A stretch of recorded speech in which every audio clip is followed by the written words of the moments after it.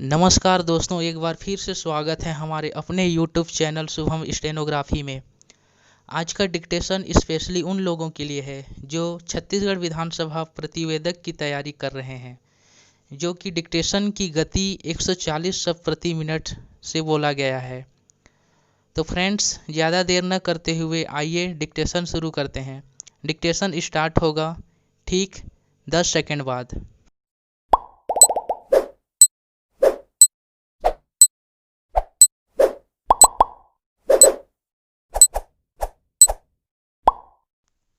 Start.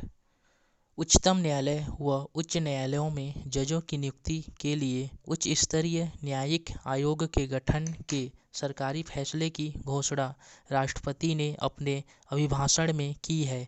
यह घोषणा स्वागत योग्य है, क्योंकि पिछले 10 वर्षों में न्यायिक संस्थाओं में राजनीतिक दखल से उनकी प्रतिष्ठा में जैसी गिरावट आनी शुरू हुई थी, वह सभी के लिए चिंताजनक बात थी। न्यायाधीशों की नियुक्तियों में कार्यपालिका की मनमानी की शिकायतें होती ही रहती थी और इसी वजह से आम जनता का स्वतंत्र न्यायपालिका की बात पर से विश्वास डिगने लगा था। अभिभाषण में सरकार की उन घोषणाओं को दोहराया गया है जो समय समय पर की जाती रही है और चुनाव घोषणा पत्र में भी सम्मिलित की गई थी। भारत की राजधानी में आयोजित दक्षिण एशिया के 7 विदेश मंत्रियों का सम्मेलन निसंदेह एक ऐतिहासिक घटना है। प्रधानमंत्री ने सम्मेलन का उद्घाटन करते हुए यह ठीक ही कहा है कि इससे दक्षिण एशिया के देशों में क्षेत्रीय सहयोग बढ़ेगा। यूं तो इस क्षेत्र के सभी देश द्विपक्षीय बातचीत या समझौतों के आधार पर थोड़ा बहुत सहयोग करते आ रहे हैं, पर यह पर्याप्त नहीं है। सभी देश विकासशील हैं और सभी की समस्याएं लगभग एक जैसी है। गरीबी, बेरोजगारी और कुपोषण से सभी ग्रस्त हैं और आर्थिक साधनों के अभाव में विकास की दौड़ में तेजी से कदम नहीं बढ़ा पा रहे हैं। विकास के लिए शांति आवश्यक है।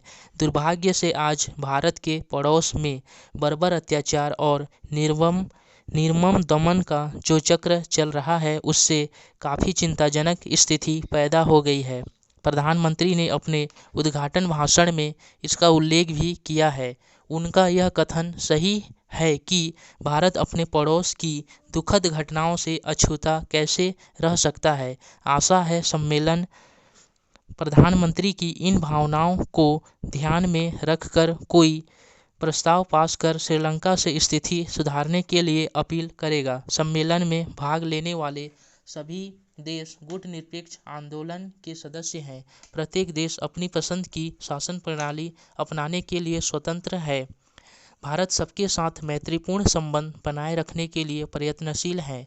उसने कभी किसी देश के आंतरिक मामले में हस्तक्षेप नहीं किया। एक बात साफ है और वह यह है कि इस सम्मेलन में आपसी विवाद नहीं उठाए जाएंगे। दरअसल यह मंच इन विवादों के लिए नहीं है। विवाद अगर है तो उन्हें आपसी बातचीत के जरिए हल करने की कोशिश करनी चाहिए। इस सम्मेलन में मुख्य रूप से उन बुनियादी समस्याओं पर विचार होना चाहिए जिनके कारण दक्षिण एशियाई क्षेत्र का विकास रुका हुआ है। सम्मेलन से पूर्व विदेश सचिवों ने काफ़ी विचार विनिमय के बाद प्रारूप तैयार किया है। भारत और बांग्लादेश में नदी के जल वितरण को लेकर जो समझौता हुआ है, वह निश्चय ही लंबे अरसे से चले आ रहे गतिरोध को समाप्त करने में सहायक होगा। समझौते के अंतर्गत नदी का 39% पानी भारत को और 36% पानी बांग्लादेश को मिलेगा।